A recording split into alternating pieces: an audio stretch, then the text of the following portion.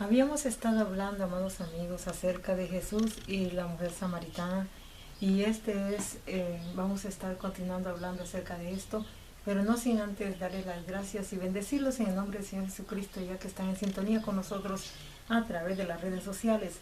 Les agradecemos su atención y también que cada mensaje de la palabra de Dios no solamente lo escuchen, lo vean a través del internet, sino que ustedes lo pongan en práctica en su vida y que esto sea como la miel del panal, que llegue a deleitarles a ustedes su alma, su espíritu, de manera que cuando Cristo venga en las nubes, ustedes estén presentes ahí para ser llevados en el aire y para que ustedes hayan aprendido la palabra y hayan crecido, y por este crecimiento y por esta palabra que hay que guardarla en nuestros corazones con temor y temblor. Esto es lo que va a garantizarnos a nosotros que Cristo nos llevará en las nubes, porque estaremos haciendo su voluntad. Así pues, mirando que la mujer de Samaria era una mujer que tenía 5 maridos, dice 5, 6 maridos. ¿Por qué? Porque el actual que tenía, le dijo Jesucristo, no es tu marido. Entonces, cuando vamos a los términos de la palabra de Dios y entendemos que Jesucristo mismo habla en los 4 evangelios y a cada quien está hablándole y está hablando de diferentes parábolas que nos están llevando hacia el mismo objetivo, que es su venida y también su salvación, su perdón para la gente, y que Él con todo amor y cariño pudo exponer su palabra y pudo darles de todo lo que Él tenía de su entrañable corazón a cada persona. Así pues, vemos cómo se relata, cómo se va desenvolviendo la historia, la palabra de este acontecimiento. Sabemos que estos samaritanos eran aborrecidos por los judíos no se llevaban con los samaritanos, y también sabemos que esos territorios eran de Jacob, y Jacob se los heredó a su hijo José, el que estuvo en Egipto allá esclavo. Entonces, como vemos, pues son descendientes de José, los samaritanos, y por lo tanto vemos que esta mujer era una de las mujeres que van a traer agua a un pozo. Y yo recuerdo en cierta ocasión una persona que y yo viví en una colonia donde había una persona similar a esta persona, y esta persona siempre iba a traer agua. Ciertamente que teníamos pozos, iba a traer agua ya cuando todo el mundo había ido a traer agua, porque no quería encontrarse con las demás personas, porque no vivía bien la persona. Sí tenía su marido, pero no vivía bien. Entonces esa mujer me lleva al relato de la mujer samaritana, de mirar que esta mujer casi se escondía para ir a traer el agua como la samaritana.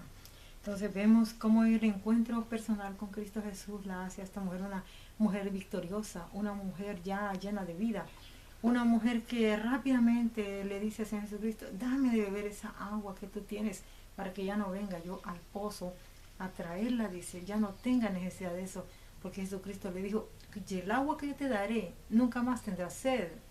Entonces la mujer lo interpretó de que ya no iba a llegar al pozo a traer su agua. Pero el agua de la cual Jesucristo le hablaba a la mujer samaritana era el agua espiritual, o sea, el Espíritu Santo llenando su vida en ese vacío de vida que ella llevaba.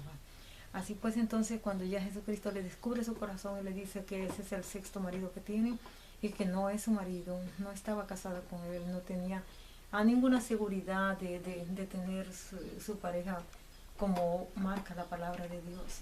Bueno, entonces cuando vemos que entonces llegan los discípulos y lo encuentran a él ahí platicando con ella. Ellos creen que ella le ha traído de comer o que alguien le ha traído de comer, pero es que él está cansado, llega al pozo de Jacob, dice, y le pide de beber agua. Y ahí hay un relato entre la mujer y Cristo, cuando le dice: ¿cómo tú, siendo judío, me pides a mí que te dé de beber agua cuando judíos y samaritanos no se llevan? Entonces ahí es cuando le dice él: si tú supieras quién te dice dame de beber, dice, él te daría agua, dice, agua que correría como fuente de manantiales en tu interior. Pues la mujer hasta ese momento no está entendiendo de qué agua le está hablando el Señor, pero ella rápidamente le pide que le dé. Eso es cuando las personas tienen sed de Dios. Eso es cuando las personas tienen necesidad de Dios.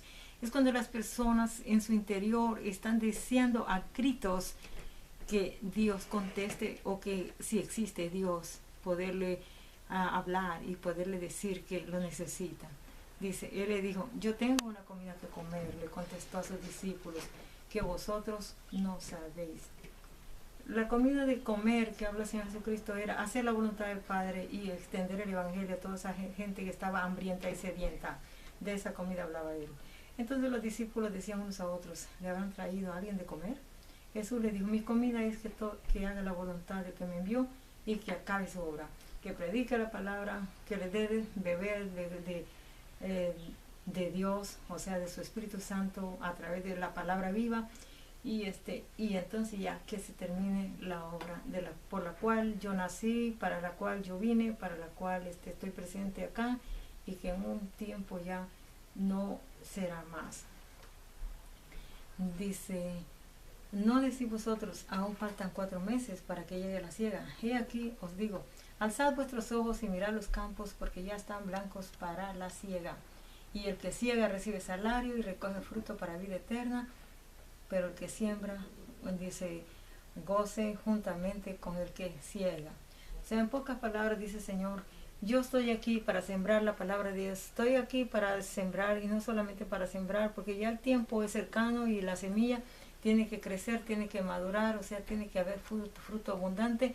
Mucha gente que venga al conocimiento de la palabra de Dios a través de su palabra de Él y de su mensaje y de su testimonio. Dice, porque en esto es verdadero el dicho. Uno es el que siembra y otro es el que ciega. Muchas veces unos son los que dan la palabra de Dios y otros son los que dan el crecimiento a las personas. En este caso, por eso Dios habla de los ministerios, porque un ministerio expone la palabra, otro, el pastor, es el que da el crecimiento a las ovejas con la palabra, claro. Y esto es, por eso él lo simboliza de esta manera. Dice, porque en esto es verdadero el dicho, ¿verdad? Uno es el que siembra y otro es el que ciega. Uno pone la plantita, abre la tierra, mete la plantita y otro es el que recoge el fruto. Dice, pero Jesucristo vino a sembrar la palabra de Dios y el Padre tendrá que recoger el fruto a través de su Espíritu Santo. Dice, yo os he enviado a cegar lo que vosotros no labrasteis. Otros, dice, labraron y vosotros habéis entrado en sus labores. Bien claro lo está diciendo. Y muchos de los samaritanos de aquella ciudad creyeron en él, porque la palabra de la mujer que daba testimonio diciendo, me dijo todo lo que he hecho. Todo el pueblo creyó porque ellos sabían de que la mujer tenía una mala vida y que con todo esto que le había acontecido había dado un cambio radical en su vida y que ellos estaban conscientes mirando el cambio. Entonces vinieron los samaritanos a él y le rogaron que se quedase con ellos y se quedó allí 2 días y creyeron muchos más por la palabra de él. O sea, creyeron a la palabra de la mujer, creyeron lo que la mujer les había dicho a todo el pueblo cuando dijo, he encontrado, dice, ¿no será que este es el Mesías? Y todos corrieron y vinieron a él y muchos creyeron en él, dice, por la palabra de Jesucristo más que por la palabra ya de la mujer. Y decían a la mujer, ya no creemos solamente por lo dicho, porque nosotros mismos hemos oído y sabemos que verdaderamente este es el Salvador del mundo, el Cristo. 2 días después salió de allí y fue a Galilea. Jesucristo se movía entre Canaán y se movía entre Galilea, porque generalmente él no visitaba mucho Judea, porque los judíos querían matarlo. Pero bueno, vamos a seguir viendo. Porque Jesús mismo dio testimonio de que el profeta no tiene honra en su propia tierra, o sea, en su propia tierra de él, donde él había nacido o donde se había criado. Cuando vino a Galilea, los galileos le recibieron habiendo visto todas las cosas que había hecho en Jerusalén en la fiesta, porque también ellos habían ido a la fiesta. O sea, habían ido a la fiesta de los tabernáculos y entonces ahí le habían visto. Y hay un relato muy tremendo ahí, cuando dice que los mismos hermanos de Jesucristo, los hijos de María, le dijeron a Jesucristo, bueno, ¿y por qué tú no subes? Date a conocer, si eres tan importante, si haces milagros, ¿por qué no vas a la fiesta? Tú debes de estar allá. Y Jesucristo dice que los escuchó y les dijo, vayan ustedes, yo me quedo. Pero siempre Jesucristo subió a la fiesta y se apareció en medio de todos y expuso la palabra de Dios. Entonces, como podemos ver, hay una controversia. Sus propios hijos de María eran contrarios con Jesucristo. Aún María, cuando en la boda de Caná, ella también cometió el error abusivamente, vamos a decir así, de casi obligarle a Cristo a su milagro, porque ya no tienen vino. Entonces ahora tenemos controversia de que los borrachos se justifican diciendo que Jesucristo hizo vino pero él el agua la convirtió en vino. No es que hizo vino fermentado para los borrachos. Ahora bien, Dios mismo condena la borrachera, porque dice que los borrachos no entrarán en el reino de los cielos. Dice, vino pues Jesús otra vez a Caná de Galilea, donde había convertido el agua en vino, y había en Capernaum un oficial del rey, cuyo hijo estaba enfermo. Cuando oyó que Jesús había llegado de Judea a Galilea, vino a él y le rogó que descendiese y sanase a su hijo, que estaba a punto de morir. Entonces Jesús le dijo, si no viere señales, prodigios, ¿no creeréis? Fue un sarcástico del Señor Jesucristo. El oficial del rey le dijo, Señor, desciende antes que mi hijo muera. O sea, dice, si no viere señales, prodigios, ¿no creeréis? Ahora aquí viene un punto muy importante que dice, Jesús le dijo, ve, tu hijo vive. Desciende antes que mi hijo muera, le dijo, que fuera a su casa del oficial del rey. Pero Jesucristo le dice, ve, tu hijo vive. En pocas palabras, Jesucristo no bajó a la casa del rey, sino le dio la palabra directamente a él, y desde ese momento esa palabra corrió y sanó al hijo del oficial. Y vamos a ver lo que sigue. Y el hombre creyó la palabra que Jesús le dijo y se fue. Entonces aquí la palabra se activó, la palabra de fe se activó porque el hombre creyó a la palabra, no necesitó mirar que Cristo iba corriendo con él a la casa de él, no, le dijo a la palabra y el hombre creyó. Dice, cuando ya él descendía, sus siervos salieron a recibirle y le dieron nuevas diciendo, tu hijo vive. Entonces aquí fue la confirmación de esa palabra de fe que activa, corrió a la sanidad divina de aquel muchacho que estaba en su casa y Cristo estaba en otro lugar. Entonces Jesucristo se hace presente, aún dando la palabra, Él está en otro lugar, aunque Él no esté ahí físicamente, la palabra es la que está presente, la fe está presente y por lo tanto se recibe el milagro. Dice, entonces Él le preguntó, ¿a qué hora había comenzado a estar mejor? Y le dijeron, ayer a las 7 dejó la fiebre. El padre entonces entendió que aquella era la hora en que Jesús le había dicho, tu hijo vive, y creyó en él con toda su casa. Entonces podemos ver pues cómo Jesucristo se acerca al pozo de Jacob con el propósito de descansar. Estaba cansado, había un pozo, pero él cómo podía tomar agua del pozo si no tenía con qué sacar el agua. Pero sin embargo en ese momento llega aquella mujer cargada de pecados y en ese momento habla Jesucristo con ella, le pide agua, pero resulta que en ese caso ya no se sabe si la mujer le dio agua sí o no, porque lo que se sabe es que la mujer fue la que recibió la bendición de Jesucristo a través de que él le dijo todo lo que ella era y cambió su vida. Aquí vemos el siguiente relato, que es el hombre, el empleado de un rey en aquel lugar, cuando su hijo está enfermo y da la palabra a Jesucristo y el hombre cree la palabra y el muchacho está sano en la misma hora que Jesucristo le dio la palabra. Entonces quiere decir que este hombre corrió muchas millas de distancia para poder encontrarse con Jesucristo, y Jesucristo, si iba a la casa del oficial, iba a correr esas otras millas de millas de calles o no sé, para poder llegar a la casa de este hombre. Pero resulta que como Él es Dios y Él es el dador de la vida, y Él es el que lo sana a las personas, Él es el que hace que el corazón duro se convierta en un corazón humano, un corazón de Dios. Es por eso que este hijo recibe allá la sanidad divina, y el padre contento recibe no solamente el milagro por su hijo, para su hijo, sino ahora él se entrega a mirar que en realidad este hombre llamado Jesucristo era el verdadero Cristo, el Mesías de la promesa. Así pues, vamos más adelante. Dice, esta señal hizo Jesús cuando fue de Judea a Galilea. Él se movía entre Judea y Galilea, y entre Caná de Galilea se movía él así en esos territorios, en el territorio de Jacob, que es de los samaritanos, y ahí el Señor Jesucristo, toda esa gente creía en él y toda esa gente le amaba al Señor Jesucristo. Por eso dice, el profeta no tiene honra en su tierra porque es despreciado. Jesucristo fue despreciado por su propia gente, y los de alrededor, aquellos que eran también descendientes de Abraham y de Jacob, recibieron muchos milagros, y aquellos los recibían con beneplácito.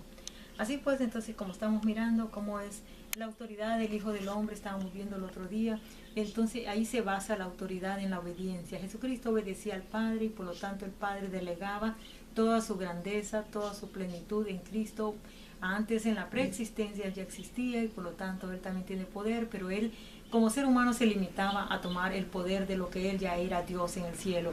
Él estaba solamente actuando como hombre en la tierra, como Salvador del mundo y en parte como siendo Dios también se compadecía de la gente y el milagro sucedía a través de Él, porque Él se compadecía de todos aquellos los que sufrían, que estaban doloridos, que estaban perdidos, endemoniados, personas que estaban paralíticas, ciegos, y todas aquellas gentes que estaban deseando encontrarse con su Redentor, o de alguna manera que una voz del cielo les hablara, o poder ellos entender que sí no estaban solos en este mundo, sino que había alguien que podía salvarles, que podía cambiar su vida, que podía ayudarles, que podía fortalecerlos, que podía calmar su sed de esa necesidad, de ese vacío de no tener a Dios, y que solamente Dios puede llenar a las personas y nadie más. Entonces, como podemos ver, pues, el relato, dos relatos de los que he estado tratando en este momento, mirando cómo la autoridad del Hijo se hace presente, cómo la presencia de Dios es activa a través de la fe, y yendo rápidamente esa palabra a sanar a aquella persona sin estar Cristo presente en esa casa.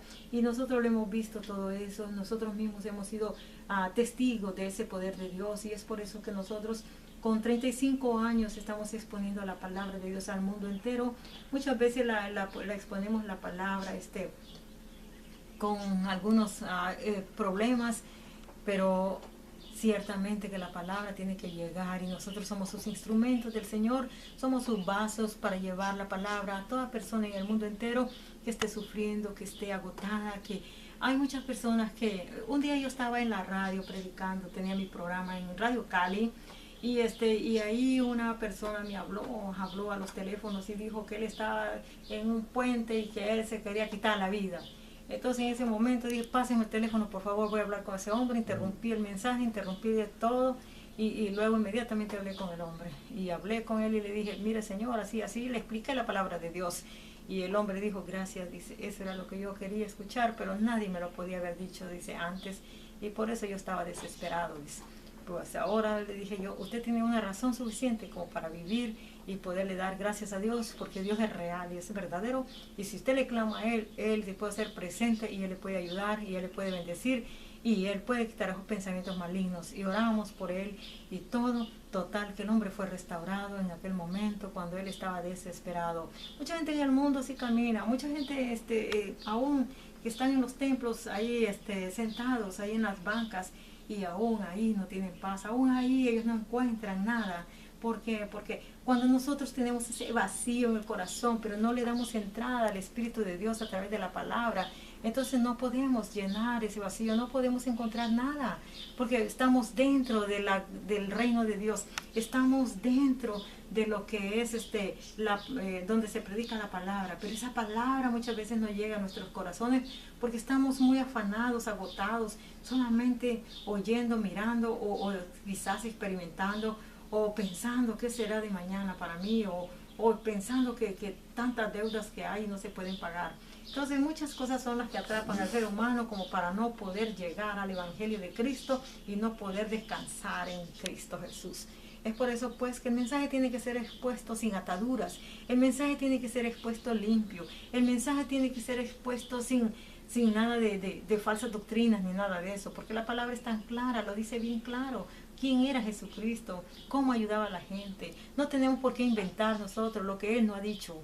Entonces, pues, cuando nosotros vemos cómo el Señor se movía en este mundo allá en Israel y cómo Él sabía de que la gente padecía y Él todavía, cuando fue a la cruz, todavía Él dijo, Padre, perdónalos porque no saben lo que hacen. Y Él cuando sube a la presencia del Padre y llevado por los ángeles, los mismos ángeles, dice Galileo, le está diciendo, ¿por qué? Porque les dijo Galileo, o sea, todos los que estaban abajo mirando el acontecimiento de que Jesucristo se iba en las nubes. Dice, así como habéis visto que se va a Jesucristo, así vendrá de vuelta. Entonces nosotros por eso estamos esperando la venida del Señor Jesucristo, porque Él prometió que Él iba a regresar. Pero Él va a regresar en las nubes, no va a regresar a las calles de Jerusalén ahora. Primero las nubes, raptará a su iglesia, levantará a los muertos en Cristo, después será en la guerra que tenga Israel, cuando el Señor Jesucristo vendrá a pelear por Israel. Ahí es donde